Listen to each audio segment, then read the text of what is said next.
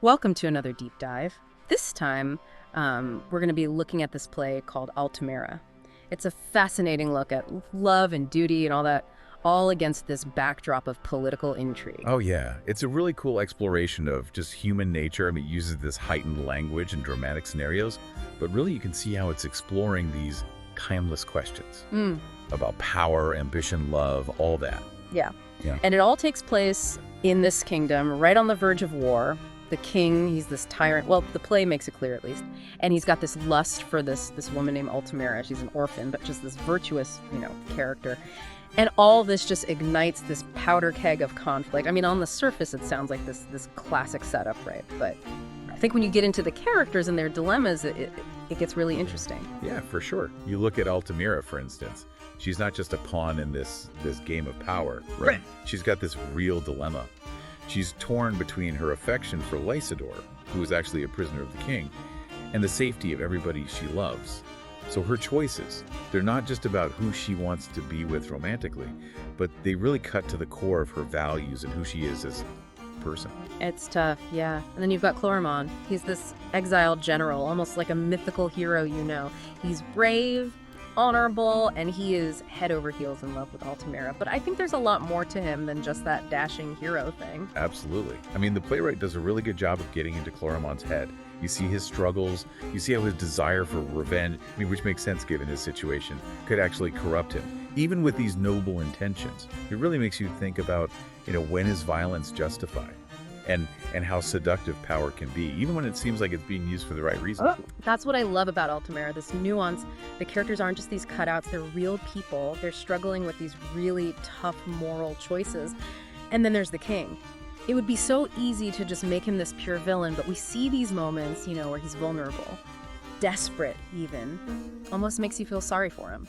Yeah, and it's his obsession with Altamira that really brings him down. I mean, it's the classic story of desire gone wrong, right? Yeah. Especially with power in the mix. He's blinded by it, can't even see the consequences of what he's doing, which of course just pushes the kingdom closer and closer to war. It's amazing how the play looks at power from all these different angles, how it corrupts, how it can be used to manipulate, and how people challenge it.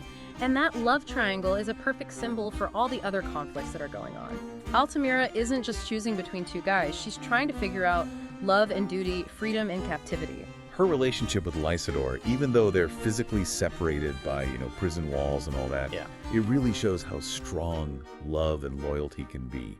Even with all this adversity they're facing, their connection and how it's expressed in that heightened language of the play, it's like a beacon of hope. This little bit of light in all this darkness. So powerful, those stolen moments, the promises they make, the way their devotion never wavers. It's the opposite of all the scheming and calculating that's happening in the court. It's almost like their love is this ideal, this pure connection that's completely separate from the influence of power. Yeah, it's a cool contrast. Well, the king's trying to control Altamira, to possess her. Lysador's love is about respect. He really seems to understand her soul. And even with that pure love, her choices are so difficult. There are consequences for everything. She's caught in this web, and any move she makes has these huge ripple effects. That's what makes this play so brilliant. You're right there with Altamira thinking about these choices, the responsibility that comes with them, and how our desires, sometimes they clash with what's best for everyone. Right. And as the story unfolds, everything just gets more intense, the stakes get higher, and we're pulled deeper into this world of desire and these perilous choices. The king, he's so consumed by his lust for Altamira and this paranoia about losing his grip on power. It's like watching a train wreck in slow motion. And the thing is, his actions, they don't just affect the main characters, they touch the lives of everyone. Ordinary people caught in the middle of it all. You see soldiers struggling with their loyalty, friends just looking for a little bit of peace in this world that's spinning out of control, and this feeling that things are just not right. It's everywhere.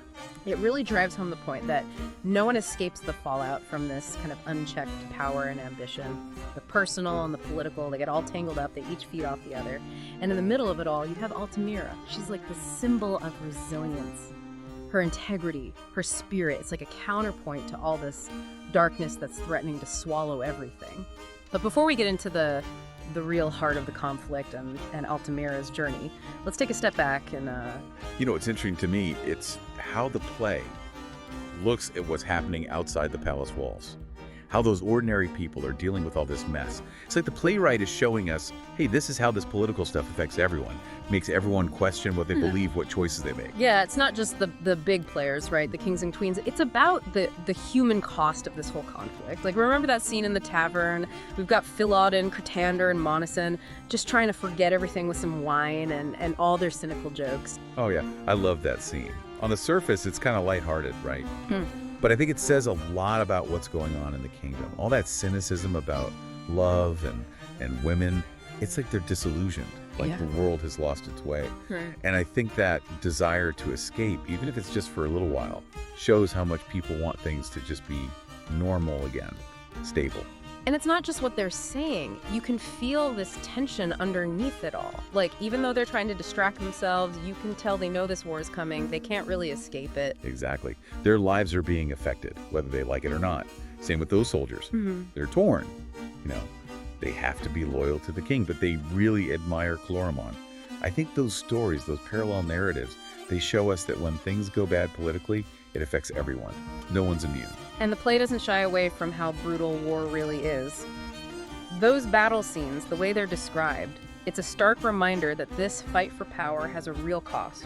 And you're right, it doesn't romanticize it at all. You see the violence for what it is. Raw, bloody. I think it forces us to face those consequences.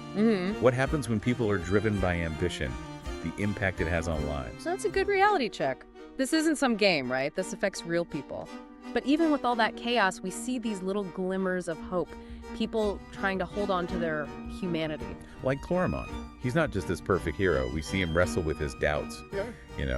His desire for revenge, but he wants to do what's right. And that's what makes him so interesting. He makes mistakes, he's got his demons, but ultimately his love for Altemira, that desire to see justice and freedom, that's what drives him. And Altemira, too. It's incredible how she handles everything, all the danger, but she sticks to her principles. She's not sitting around waiting to be rescued. She's taking charge, making choices that affect everything that happens. I mean, even when she's facing impossible odds, she won't compromise what she believes in. It's really inspiring. I love that scene where she confronts Chloramon when he tries to, rescue her by force. Oh, yeah. That scene is intense.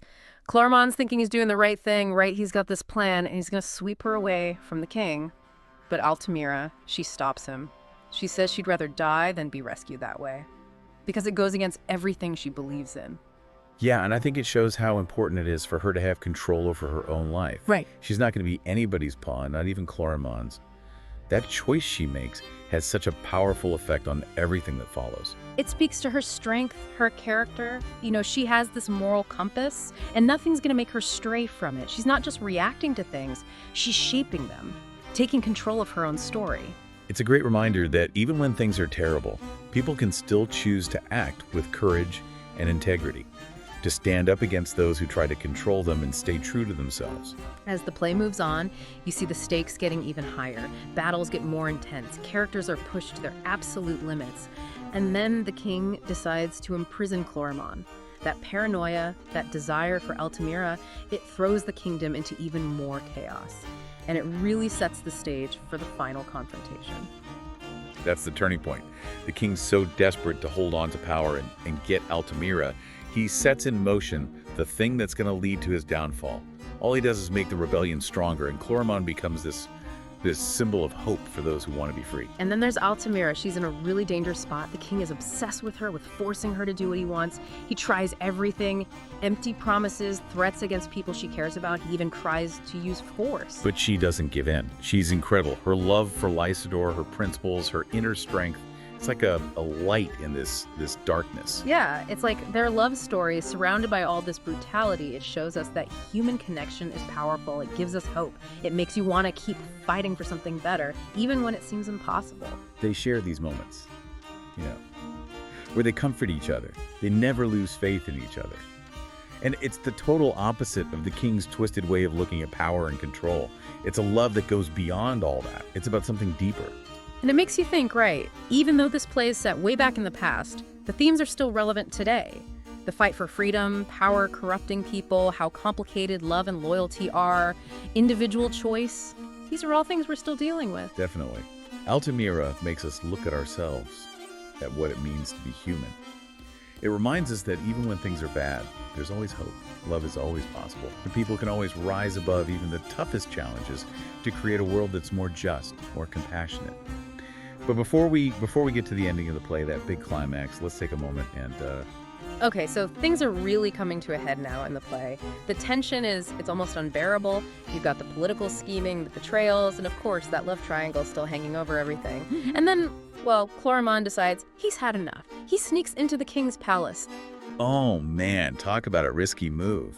But he's desperate to see Altemira, even if it's just for a moment. It shows how much he cares.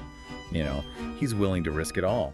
And Altemira, she's not about to just run off with him. I mean, she loves him, we know that, but she won't do anything that would dishonor her. Not even for Clorimon. It's a tough spot for sure, but I think it shows that she's got this incredible sense of integrity. She's not going to compromise what she believes in, no matter how tempting it might seem. And it's not just about rejecting Clorimon's plan, it's about her having the right to choose, right? To decide her own fate. It's this act of defiance, and it really sets the stage for that final showdown with the king. You're right. And the king, well, he's furious. Altemira won't obey him. Clorimon's broken into his palace. It pushes him over the edge. He becomes even more tyrannical. Yeah, you really see how power can corrupt, how it can twist someone's mind. He wants revenge. He's fixated on Altemira, on breaking her will. It's like he can't see what his actions are doing to him, to the whole kingdom.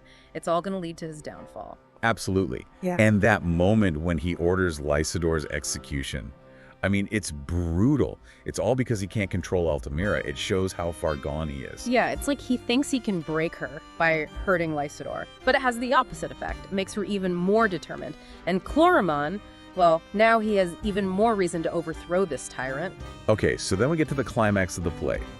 Clorimon and the rebels are attacking the palace, and it is wild. There's sword fights, betrayals. You're on the edge of your seat the whole time, and then, well, there's this twist that changes everything. I know, right? And it's Candace. Candace, Altemira's friend, the one who's always been in the background, she becomes this unexpected hero. She knows all the king's secrets from working for him all those years. It's so clever.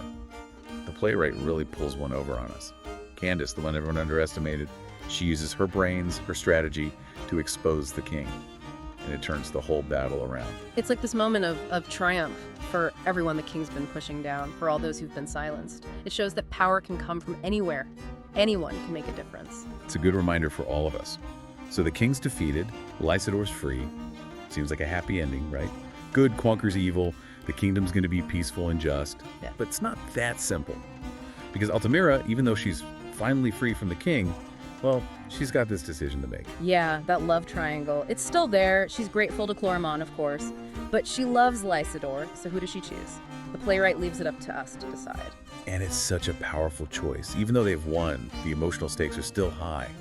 Altemira, no matter who she picks, she's going to have to sacrifice something. There's going to be heartbreak. The play ends, but it leaves you with a lot to think about. It makes you consider love, duty, and how our hearts can hold such complicated emotions. I guess it's saying that even after huge upheaval, finding true happiness and fulfillment is never easy. And even though Altemira is about kings and queens and knights and all that, I think it really speaks to what it means to be human. We all experience love and loss, betrayal, redemption. We all want power. We all want freedom. It's a play that sticks with you, makes you look at your own choices, what you believe in, and how you handle all those complicated parts of life. Love, duty, finding a way to live a good life, a just life. Yeah, and it's a testament to how stories can help us understand ourselves and each other. And to keep asking those big questions about life, about what it all means. So, even though we're leaving Altemira behind, I think we're all taking a little bit of it with us. Yeah. And maybe that's the point.